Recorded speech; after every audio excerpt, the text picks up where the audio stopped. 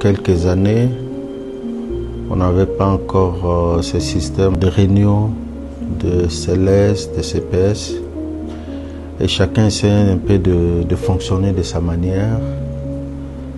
Il a fallu ce décret-là, 22044, pour que finalement les choses rentrent dans l'ordre, où aujourd'hui dans les territoires de Bénéville aussi, où nous avons toute une organisation où les acteurs concernés dans ces différentes réunions de sécurité se retrouvent avec des horaires précis et des acteurs aussi précis pour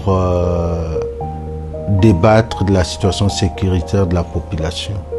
C'est une satisfaction aujourd'hui pour nous, le fait qu'aujourd'hui il y a la mise en application, la mise en œuvre de ces décrets 22044. Quand nous parlons de la gestion sécuritaire, l'élément numéro 1 qui fait en sorte que on puisse avoir cette sécurité, c'est quoi? Ce sont ces structures-là.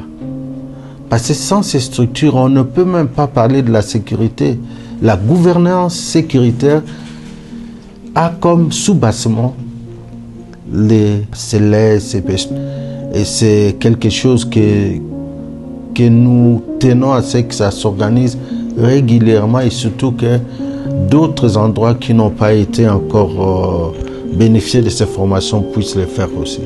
C'est une fierté pour nous aujourd'hui que Béni Territoire, Béniville sont en plein pied dans l'application ou l'applicabilité de ces principes. La société civile, les cadres de base, la police aussi, où tous ensemble travaillent pour peaufiner des stratégies afin